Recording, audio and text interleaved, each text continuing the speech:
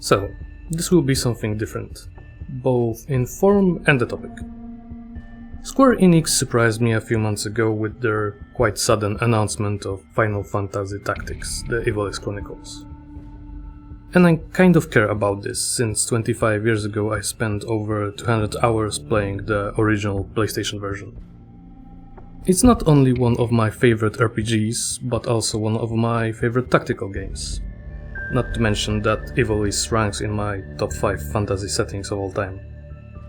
I don't think this should count as a game review. My plan for this video is to go over some of the game systems, and compare them to things I remember from my time with the original game, because it had some issues even back then. So let's check if they had time to address those in the remake.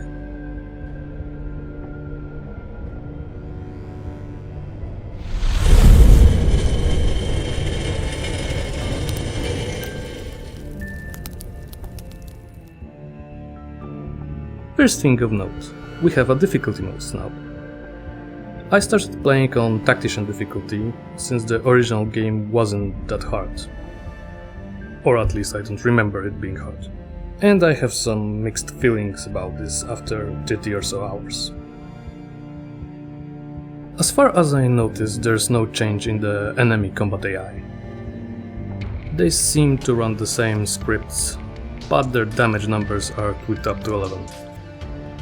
I'm not sure this should count as difficulty or as a mechanics check, but for sure forced me to adjust how I interact with the gameplay. On Tactician, CT and speed play a much bigger role. Battlefield control is only one step behind.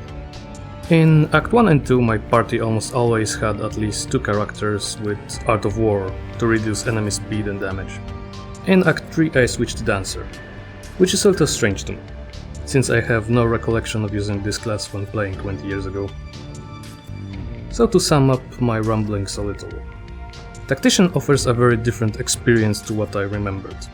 It's mostly fun, but sometimes annoying, especially if you don't remember encounters, and a story battle starts with a summoner nuking your team since they were in range and he went first. The second thing on my little bucket list is Zodiac compatibility. This is something I've personally learned from watching speedruns of the original game, since I never found any info about that during my actual playthrough years ago.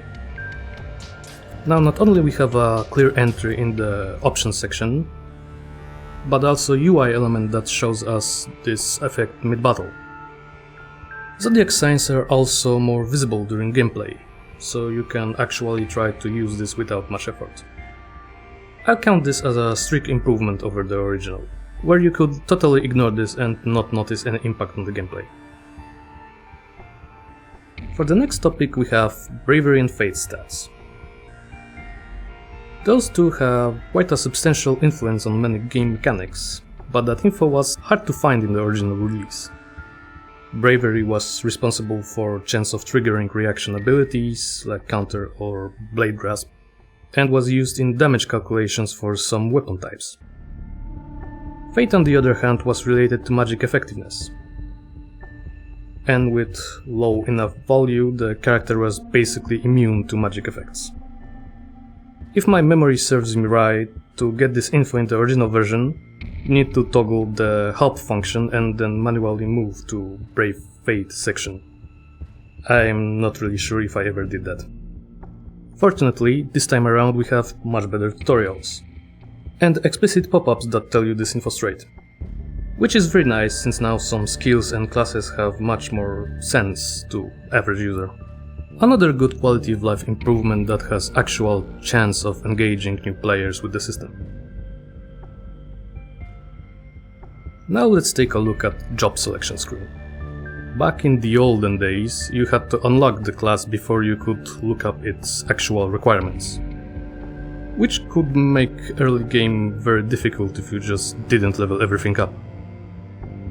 Now we have a nice big job tree with all the requirements visible, and you have a clear indicator when to stop leveling up a job if you need it only to unlock something else. All in all, a nice improvement in my opinion. Makes planning your character growth much easier. Poaching was something that I almost completely ignored in the past. There was no great reason to engage in the system, and rewards for the hunted monsters were lackluster, to put it nicely. Over the years I learned that the original game had not only common and rare rewards for the poaching, but also different reward based on the tier of the monster. And turns out some of them were really broken. In this version of the game the poaching system is much more transparent. You not only get a big pop-up on the screen when it's unlocked, but also can access it without having a character that has poach equipped in their loadout. You still have no idea what kind of item you will get for each monster carcass, but at least it's much harder to miss the system altogether. Character stat gain is still obfuscated, plain and simple. In contrast to, for example, Fate Seal Arbiter's Mark, we don't have any info about character stat growth while leveling in a specific job. We get some vague info in the menu, but that's it. If memory serves me correctly, in the original version of the game you could use degenerator traps to reduce your level and stats. So one of the strategies was to lose level in the class with weak stat growth and then level up again in something that has better growth values. It was a lot of work for a very small benefit. Unless of course that was a speed stat, which is probably most important in the game, and minimaxing it to get it from 11 to 13 was a big deal. The remake still gets an F here. The system is almost completely hidden from the player. After around a week of playing the game on and off, I can say this. In my opinion, Final Fantasy Tactics: The Ivalice Chronicles is a very good remake. Core gameplay had some tweaks to make it more fluid. The players have more information available to them, and most of the obscure game systems were improved. Story and soundtrack are still great, and added voice acting is on the level of Tactics Ogre Reborn. Very well done and a pleasure to listen to. Looks like this one's still alive. What do we do with him?